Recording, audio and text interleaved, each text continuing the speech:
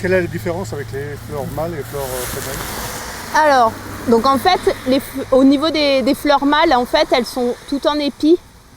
Et les fleurs femelles sont juste à la base. Et c'est elles qui vont donner les graines, en fait. Claire explique aux agents du conseil départemental les spécificités de l'ambroisie, une plante invasive originaire d'Amérique du Nord, dont le pollen possède un fort potentiel allergisant et qui se trouve dans le viseur des autorités.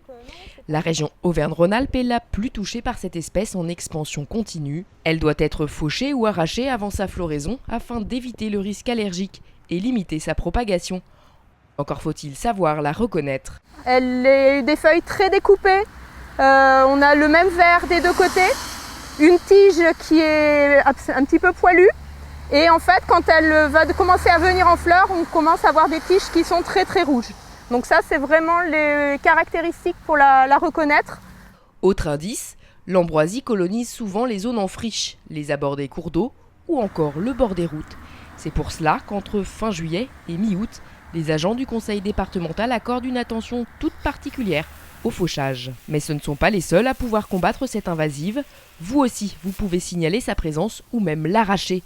Mais attention, n'intervenez pas quand elle est en fleurs.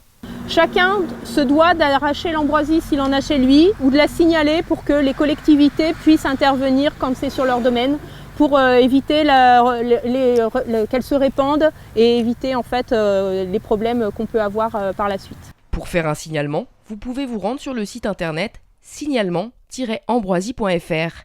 Et si vous voulez en savoir plus, le site du conseil départemental de la Savoie consacre une page complète à l'ambroisie.